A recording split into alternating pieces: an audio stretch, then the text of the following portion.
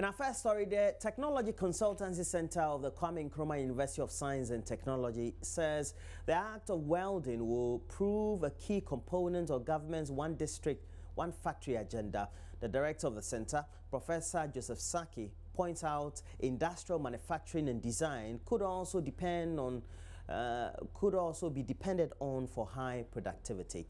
Lava FM's Kwesi Debra now reports.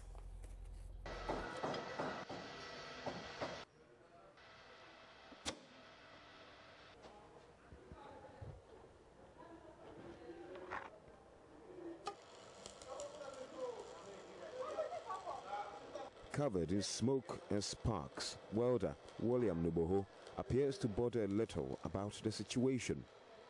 After all, he has been through it for over 30 years. It's good in terms of the operation. It's easy to operate. You can use one hand and do your welding. Stick welding, first developed in the 19th century, remains an important process in fabrication of steel structures and vehicles. Though William is able to achieve strong welds even with his cast iron works, he isn't at all that pleased.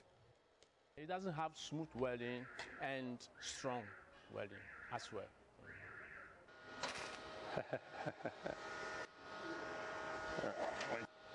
Using a gas such as helium and a non-consumable tungsten rod, an operation involving less smoke is possible. Tungsten inert gas welding, used extensively in Europe and North America, may become a game changer. Nathan Cantrell is welding and fabrication instructor at Olin College of Engineering in the United States. So the way that TIG welding works is similar to any other form of welding, except that the filler material is separate from the electrode. The major benefits of this form of welding is that it is stronger, lighter, and cleaner. At 99. The KNUST Technology Consultancy Center has, for the past 7 years, been partnering Olin College of Engineering on various projects. Technicians at the center are undergoing training in this method, thought to be essential in government's development agenda. Good job. That's very good. Professor Samuel Saki is director. This technology is a manufacturing technology, used in putting together machines and equipment for use. And because of its superior character, we are expecting that this technology will replace, in a large measure, if not completely, the old technologies that have been around for quite a while. For JoyNews, Kwesi Debra. Well, interesting there. The Ogwa Teachers Credit Union says it is hoping to make the youth of Cape Coast wealthy by the provision of credit facilities to them. Well, many youth in Cape Coast are without jobs, a situation that has become a major challenge for city authorities. But at the annual general meeting of the union in Cape Coast, the youth and the creation of wealth became the key focus, with a promise by the union to help the youth. Richard Kwejinyako has more. The issues of unemployment in Cape Coast have been a major agenda on the hearts and minds of the board and management of the Ogwa Cooperative Credit Union. The union, a corporate entity of teachers and other workers, pool resources together to help their members improve upon their lives, undertake major projects, and also grow their businesses. Through a dint of hard work, the membership drive of the union has grown by 31%, with savings of its members soaring up to 8.5%. Board chairman of the union, Nana Kojo Boatenado, says the focus of the union now is to turn the attention to the youth of Cape Coast to have startup plans to create diverse businesses to reduce the spate of unemployment. We have carefully selected for our meeting this year the theme, the Credit Union Concept, focusing on the youth in wealth creation. This theme, we believe, is very relevant in view of the teeming number of youth who form the greater portion of our populace as a nation, and who unfortunately have not yet been brought into the culture of saving. The future of every union lies on the future generation in our bid and desire to improve the financial status of our members and society in general. In the coming year, our primary preoccupation as a union will be to increase membership and youth savings in particular. Supervisory Manager of the Ghana Cooperative Credit Union Association, William Eduejeyi, pushed for more corporate credit unions to form measures to strengthen their base capitals. The credit union concept is currently the most vibrant cooperative movement in Ghana. Credit unions practice people-first philosophy, improve the community, put people before profits, and help members to meet their financial goals, making their dreams a reality and therefore helping people to create opportunities every day. Now, with the credit unions running as business entities, there is the need to maintain the going concern mantra of the corporate world. For the going concern concept to materialize, there is the need for a succession plan for the credit unions and how do we achieve this succession plan? Richard Kwejonyako, Joy News, Cape Coast.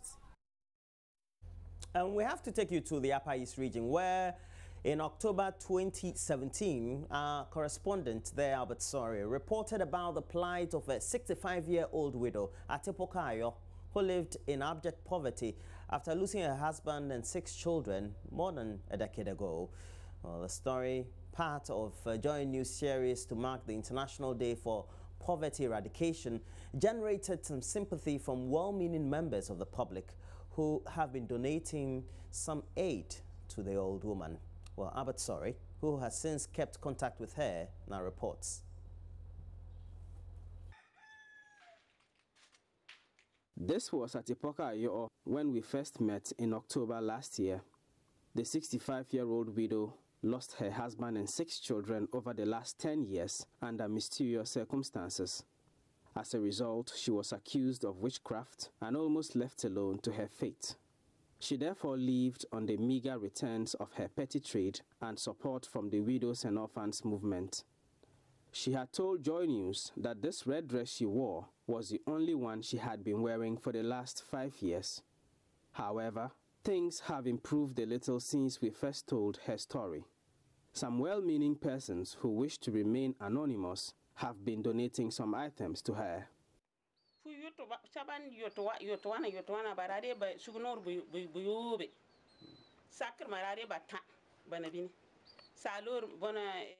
First, I received 6 pieces of African print cloths, 3 dresses, 2 mini bags of rice, a gallon of cooking oil, 4 bars of laundry soap, and 8 pieces of toilet soap, she says.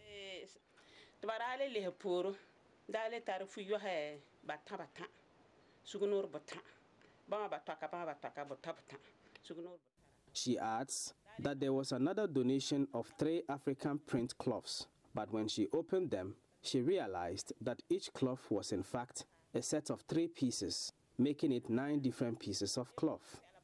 The most recent donation was a bag of second-hand clothing, a mini bag of rice, some cooking oil, and another cloth. Before all these donations came in, Atipoka barely had any good clothes to wear, so she cared less if her clothes were fancy or not. As she looked through these clothes donated to her, she spotted this fancy dress and decided to try it on.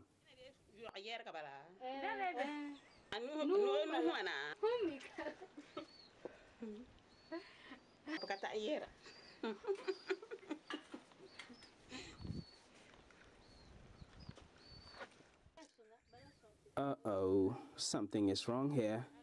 Is it supposed to look like that?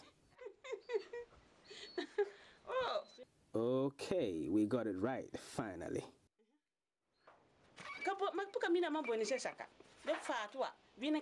I am grateful to all those who have donated these things to me. God will bless them, she says. I don't have to worry about what I will wear anymore. All I have to do now is to keep striving so I can put food on the table. For Joy News, Albert Sori, Bolgatanga, Upper East Region.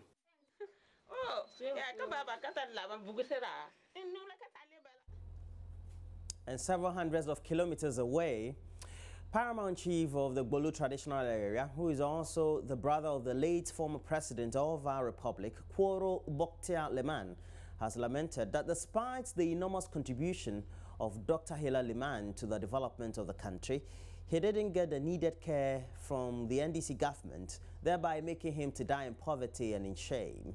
He stated the late former president was reduced almost to a pauper as he struggled to pay his medical bills leading to his death.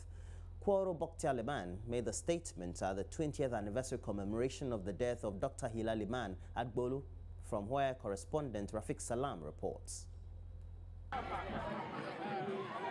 The 20th Remembrance Day celebration of the late president of the Third Republic, Dr. Hila Liman, was held on the theme, "A nation that does not honor its heroes is not worth dying for."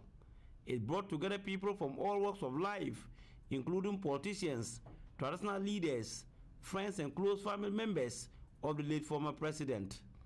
It was a solemn occasion as speaker after speaker spoke of the exemplary life of the late former president. Member of Parliament for Sasala West constituency, Patrick Alhassan Adama, spoke of his relationship with the late former president. The thing about Hila was that Hila was a very simple man. He would mix with anybody and everybody. He would give you advice. He was very kind. When I went to the UK in '66, anytime Hila was in London, he would send for me. He encouraged me. And if I have picked up even a tenth of what Hila taught me, then I have gained a lot. Deputy Upper West Regional Minister Hamidu Sakuchinie called on the people not to dwell too much on the loss of the late former president, but use the occasion to celebrate his life and the significant things he accomplished during his stay on earth.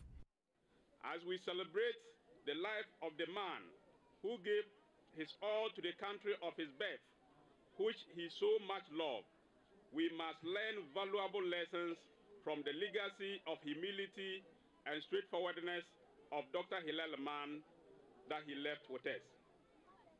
I am therefore calling on sons and daughters of the soil, resident in and outside the region, to emulate the selfless contribution made by the late president towards the development of our dear country.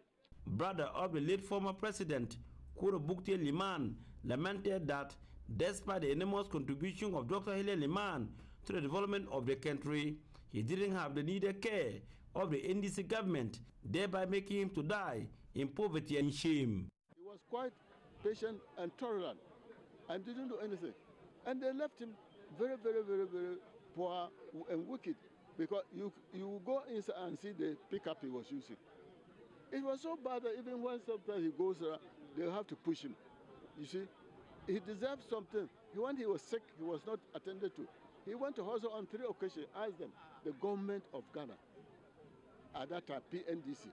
Then the offshoot of PNDC was NDC. What did they do to him? He died in poverty and in shame. Kworo Boktia Liman, who also doubles as the paramount chief of the Bolu traditional area, called on President Nana Akufo-Addo to honor the late former president, Dr. Hila Liman, with a national monument. Dr. Hila Liman was overthrown through a coup d'etat in 1981 by the Provisional National Defense Council, PNDC, led by Jerry Rawlings. After his overthrow, he was made the chief of his hometown, Bolu, in the Upper West region, with a skin name, Kworo Dr. Hila Liman. Dr. Kworo Hila Liman reigned as the chief of the Bolu traditional area until his death on the skin on January 23, 1998. Reporting for JoyNews, Rafiq Salam, Bolu. Former President Kufuor is asking government to consider leasing ranches to nomadic herdsmen as a solution to the farmer herdsman challenge. He believes local assemblies could generate some income by leasing these ranches to the herdsmen. Tensions between farmers and Fulani herdsmen in some parts of the country have heightened a lot more recently, prompting the Fulani community to appeal to government to cease its Operation Cowleg exercise. The former president made the call during a discussion in Accra organized by the Global Panel on Agriculture and Food Systems for Nutrition, of which he is a co-chair. There's more in this report.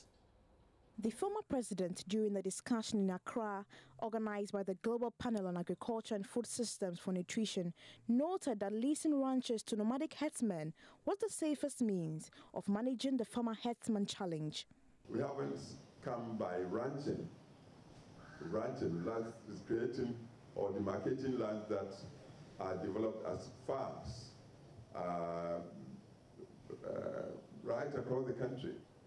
That we say herdsmen could be directed to camp their herds to sort of pasture at a fee.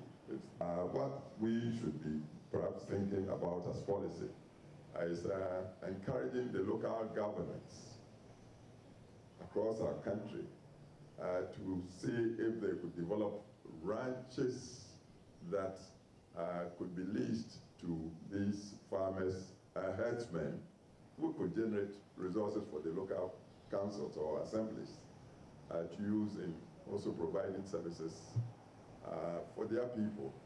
Touching on issues of subsidies for farmers, the former president, who is also the co-chair of the Global Panel on Agriculture and Food Systems for Nutrition, said it would not be prudent to subsidize farm produce for farmers, but should rather empower them to produce and be able to withstand competition. Farmers that would show the indications or show the capabilities of doing it right, where we've got farmers that with a bit of help can deliver competitively, then I would say government putting out some subsidies to empower them to do it right. Should go ahead and help such people. But subsidies as policy perhaps is not something we should look at on medium to long term.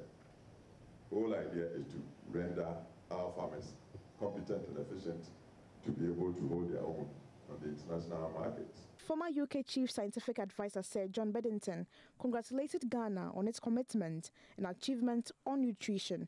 According to him, government planting for food and jobs are testimonies of its will to promote food security. And the planting for food and jobs idea and the way that's being taken forward is we would endorse enormously.